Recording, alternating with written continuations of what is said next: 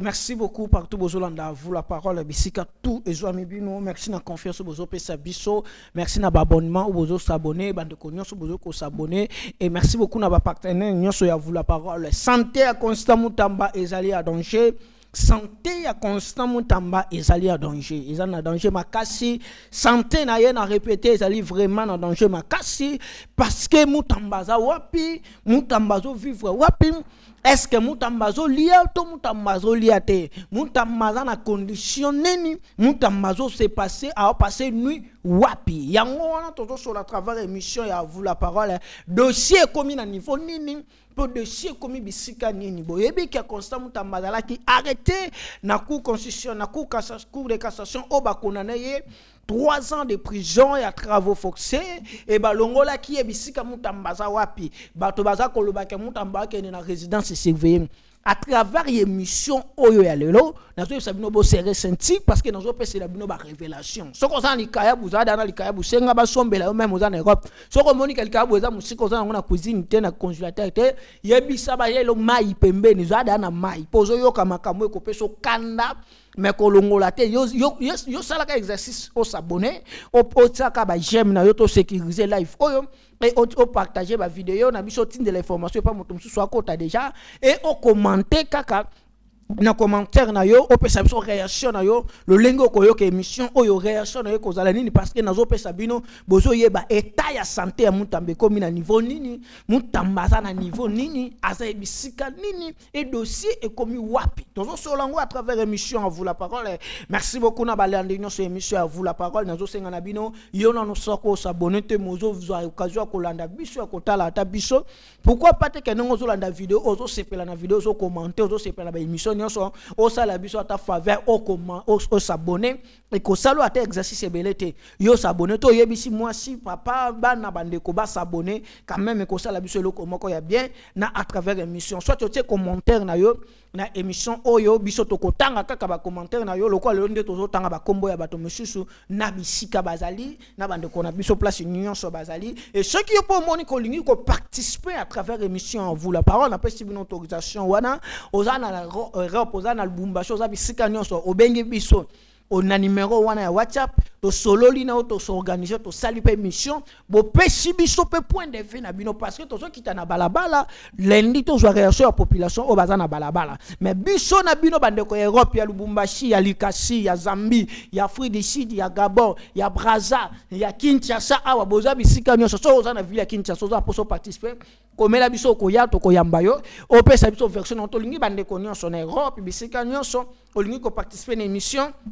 au bengi biso au komeli biso to ko to ko sala même émission en direct na téléphone to sali bande kopé bayambi ba zupe réaction na bino matono mingi bozolanda biso na libako pesa meli bino sujet to za nango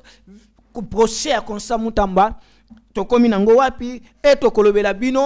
dossier à Vital Kamerhe dossier à pétition à l'Assemblée nationale pour le Sénat to so ebisa bino bozo yo ka ba révélation troublante bozo koyeba lelo oyo bisiko balingi batia Constant Mutamba eza wapi.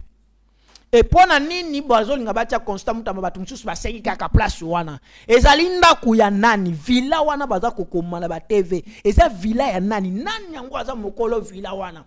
responsable ya villa wana nani e banani pe bakomi bazo souhaiter bakende kotia kaka na villa wana bozo yo kango awa lelo à travers l'émission santé à Constant Mutamba eza lolenge ni tozo solana bino avant de continuer yo zela déjà yebisa da bande ko ba kota déjà zoka de mai maintenant permettre ngai na pesa na dédicace à quelques personnes au bazali fidèle à mission à vous la parole nazo tanga wana grâce à caissier depuis Paris na pesi mbote grâce à caissier bisiko zolanda biso za parmi ba téléspectateurs balandaka émission ba commentaka to échangeaka merci beaucoup na papa Kelly Mayoka depuis France papa Kelly Mayoka depuis France Jimbo papa Jimbo Aigle depuis Paris France na pesi mbote papa Jimbo merci beaucoup na geste zo sala ezo koma déjà lundi je suis vraiment reconnaissant par rapport na apport au biso tozo sala ceux qui montent à Kanisi après c'est biso ata mai tomela pour que na licho toza qualité na ba vie tozo tia danger tozali na première câble ligne auto bunda bitumba oyo mais papa Chimbo Aigle a souhaité que to melata moi mailendi to pe moi pour que pese biso makasi lokola eli oyo korbo ya kebse mailia parce que chez mes amoulayi. Merci beaucoup na papa Chimbo Aigle depuis Paris et merci beaucoup na monsieur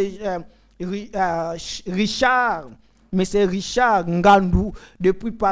Richard Pataki depuis Angola et Monsieur Chanchard Mafuta n'appelle Mbote Pasteur Saint-Thomas depuis France n'appelle Mbote Pasteur Saint-Thomas aux Ozonga je crois que ça la émission mais merci beaucoup na Chilo Dominique depuis France n'appelle Simon Mbote boza mwebele yo pe comment yo bisa biso ndenge bandeko bakomaka komel biso kombo na ye non poste non ville azali bisika azali kini azali ou bien place ni azali yango zo permettre biso to dédicacer bango parmi bato bazo reconnaître bazo penser na à vous la parole mais boza tel mebele papa Kennedy boza papa Olivier boza vraiment mebele makasi vient nga chikito mon chino le Roger le combattant na pe Mbote wana il est cas on veut Roger le combattant na pe Mbote tozo solo là par rapport ya émission ya lelo Constant Mutamba auti kozala condamné na 3 ans il y a travaux forcés et la privation il y a vote pour ya ko postuler et ya ko assumer ba fonction il y a l'état. Dieu merci bien na s'incliner na décision ya justice parce que moi je suis journaliste na communicateur ya ba membre parti politique na zali moto moko to non moi je mosala na ngai na récolter information na traiter yango et na diffuser yango na koki ko sala bras de fer na justice parce que atana lobi ke na za contre décision ya justice et que changer décision na bango ba zuité na malobonga na zoloba mais quand même na zolanga na éclaircir opinion et je réfléchis comme tous les Congolais nyonso comme Congolais zo pesanga comme constitution beaucoup na biso ya likonzi ya mboka et zo pesanga indingisa na sala analyse parce que liberté d'expression est la garantie. Santé ya Mutamba eza lolenge nini to fandi to moni ba ye ko arrêter Mutamba na ndako na ye il semblerait na conditionnel tango ba kota ki ne pas ya constat Mutamba ba buka ki porte parce que Mutamba boya ki kobima ya bo mona ki abima ki na survêt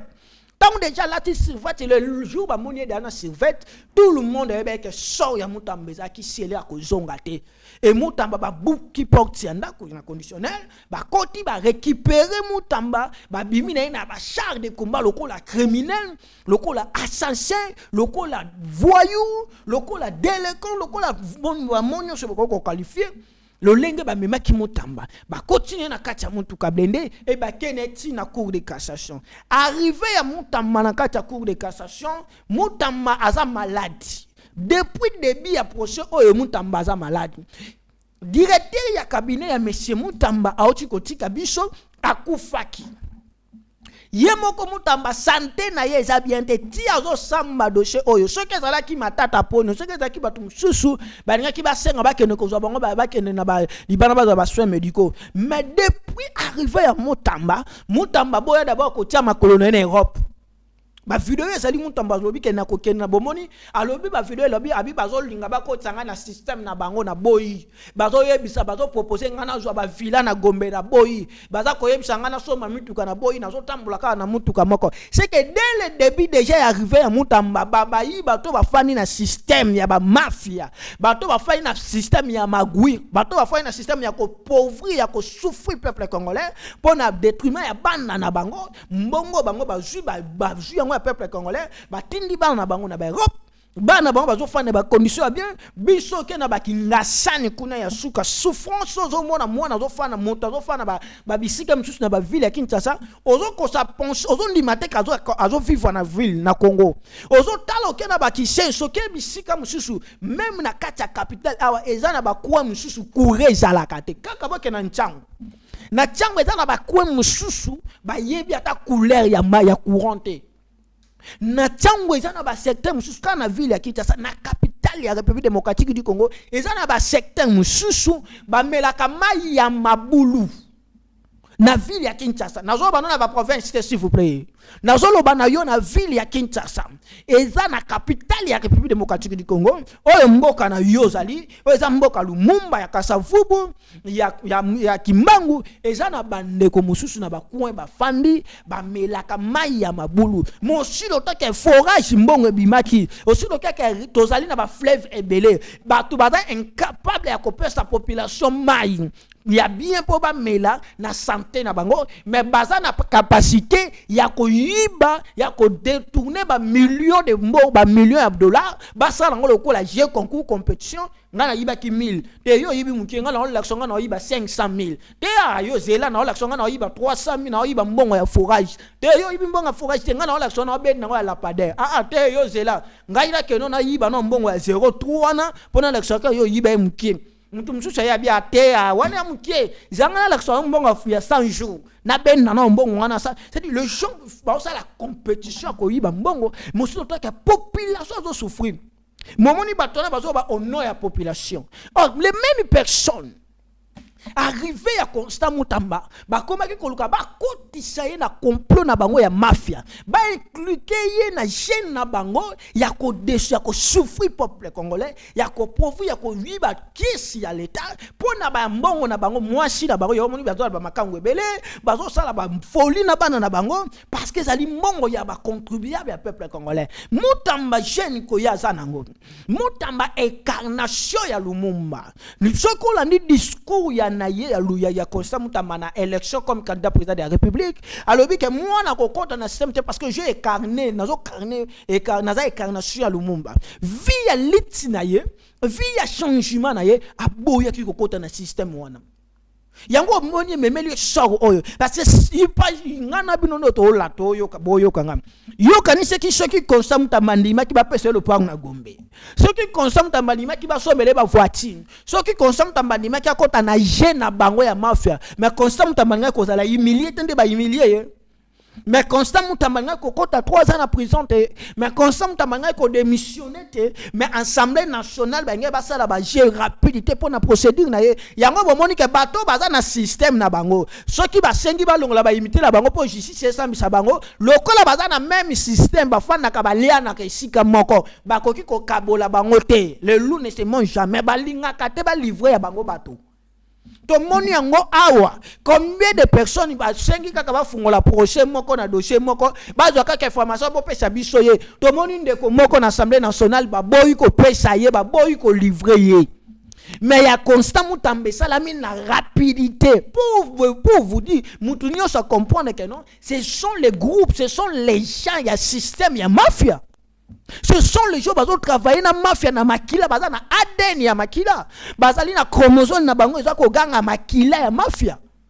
Mais moi na bato aye na liti to changer ma campo parce que les peuples congolais zo souffrir boité. Mongo toza nango richesse toza nango. Tout le monde a bénéficié de la richesse.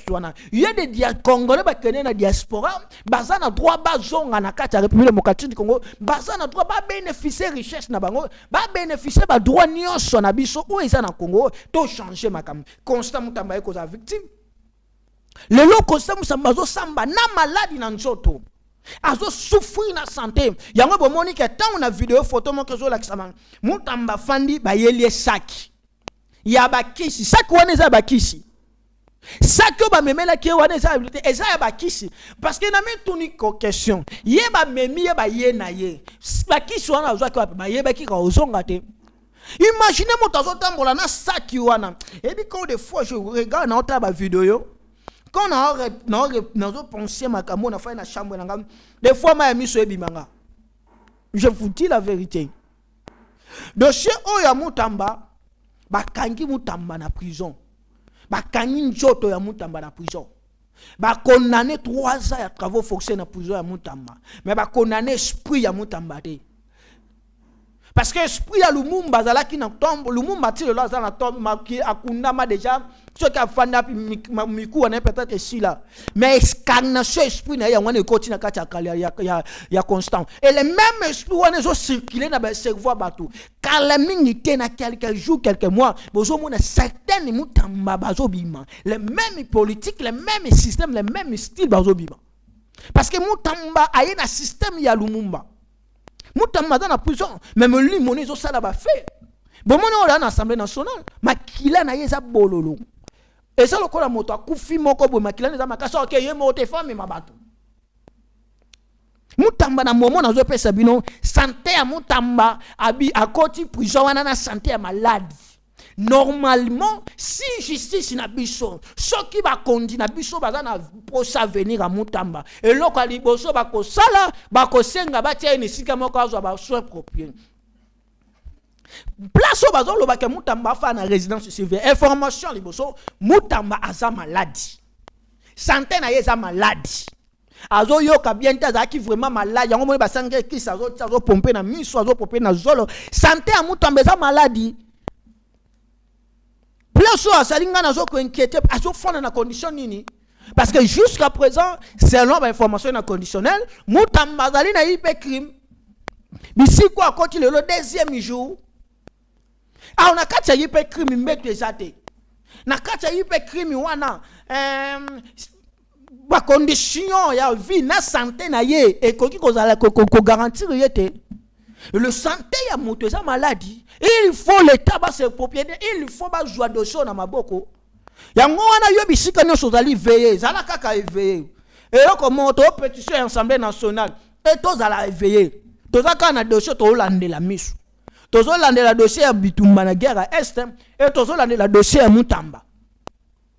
Mutamba za malade. Et so senga vraiment faire sa soin appropriée. Et so senga nango parce que tango yaki wana bomoni ke Mutamba za ki déjà bien té. Malgré zo tombola loboko, malgré zo la na ba veiller, malgré zo ya ko samba, même explication na ye, explication na bozo santé ngo za bien té. Malgré tout, santé ya mwana moto za malade. Mais boya ki ko kima justice. Abi que ceux qui na kimi bato ba uzana raison. Ba lo ba komoni génération mobima baza sacrifier bitumba to buna ngo za bitumba génération ba génération ba tata wana ya association ya ba détourneur association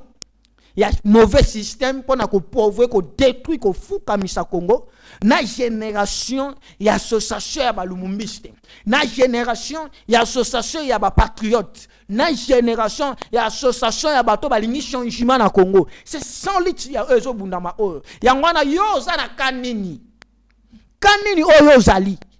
yango botala même ba vidéo bola na ba réseaux sociaux na ba télévision vous comprenez directement quand il y a des gens des garçons oyo bazo pese billet vert pour que aya a critiquer a finga aloba mabe pona moto ya moni kaza sincère moto moni ka osala musala bien mais vie anzala vie azo souffrir bino na ba faye mususu vie anzala ya souffrance mais andimi ateka ki personnalité na ateka bo moto na ye pona $200 ateka bo moto na ye pona $300 ateka bo moto na pona $500 pour que alia afutela ndako azwa mbongo garantie mais ye a critiquer na ye batu il y a des gens qui ba bateli personnalité na bango andimi a souffrir mais na batela la dignité nanga lokola ngai botika la oyo ka discours na ngai changer te peut-être grâce na ngolu olandinga na vous la parole mais ce que tout ninde comme balandanga kala ça fait 10 ans en 2015 na bana musala au 2015 na kokisi 10 ans tout le monde va yebinga ezata na photo na autorité mon côté mais je ko la so ba émission na sala na ba personnalité nyonso les seuls moto na tie mi côté na Congo ezaka Kabila même mamo livre na ko la so ba vidéo na tie ba micro nga les seuls émission tsoko tout ni peut-être okutanga na tout na ba ko ebisa yo. Je ne suis pas communicateur ya membre. Je ne suis pas membre. Toi, moi, Tengana, journaliste. Dieu merci bien, ma fils de l'homme. Et c'est santé Mutamba, ça la maladie. Balingi ba mais Mutamba ba tiens na résidence surveillée, c'est tout à fait normal. Le cas il y a certains politiciens qui sont dans la résidence surveillée. Mobutu puis à l'époque, qui papa était dans la résidence surveillée, c'est tout à fait normal. Mais le problème là les alim, résidence surveillée au Fobacha Mutamba parce que bras de fer il bandit déjà, il semblerait présidence va donc ça bras de fer dans pareil judiciaire pour nani ni bisika ni ba uta pour va le battre sur boy Mutamba qui nous font dans la prison. Mais est-ce que le problème est ça? Bisika nini mutamba fa passer. D'abord santé ne sa bien te. D'abord azada na maladie nan soto, isangela zo la bassoin azwa bassoin, balandela ye comme il faut, a rétablir santé na ye malgré place azali, besengeli sikoyo nini. Balingi batsaye na promedi. Toyoki, il semblerait, il fallait mutamba baza ko négocier pour que nos fans na promedi. Oh, promedi wana eza nani? Eza villa ya nani? Ya Mama Olive Lembe Kabila. Moi si ya Joseph Kabila, moto oyo constant mutamba afungoli procès pour na yeba condamné na peine de mort. Na bandeli. Bazo négocier si semblerait, bazo signer résidence surveillée pour que ba ke no tia mutamba ake no fanda na promedi. Promedi wana bozo yoka bozo mona na ba video ba villa eza ya nani? Ezali ya Mama Olive Lembe Kabila, mwasi ya Joseph Kabila Kanambe Kagame Kabila oyo baza ko souhaiter oyo constant mutamba afungoli procès ya condamnation de mort na ye. Parce que boyebi ke non, si le lo Kabila zo senga dialogue Kabila monana ki kaza roa Kabila monana ki tout est passé ça ka yé ale kate Kabila monana ki kana yaza supérieur mais lelo oyo si Kabila lelo zo senga négociation si Kabila bimi na zamba abimi à la question visage na c'est lui le patron de M23 c'est le chef de l'état c'est à cause c'est à constamment tamba sengi ba fungola procès na ye tangu bitumbe bandaki dès le début Kabila monana ki te avant constamment tamba senga ba fungola procès ya Kabila to mona vidéo mon côté place Kabila go bima place bo lo baboy dès le début kaka ton constamment tamba bito fungola dossier procès fungwami a sengi ba longola immunité na assemblée na Sénat le moment wana Kabila comme on sala ba sortie médiatique a fungoli compte Twitter. C'est Kabila, c'est constamment un jeune au Azanango, azul au kola hotel moto, na libulu o nyoka kazali, nyoka bimi. C'est constamment tamba. Asingi ba fungola procès Kabila, lelo Kabila zo senga dialogue. C'est constamment tamba. Asingi ba fungola procès ya kone nanga. Lelo ba confisquer ba bien nanga. Lelo nanga zali condamné la peine de mort. C'est constamment tambalobi to fungola parquet financier oyo kano ceux qui m'ont détourné mbongo lokola mbonga 100 jours za détourné ba yiba yango ceux qui m'ont yibi mbongo lokola mbonga ba carte identité tu le to yeba te ceux que ça bima ceux que ça musani ba magistrat ba ko fungola procédé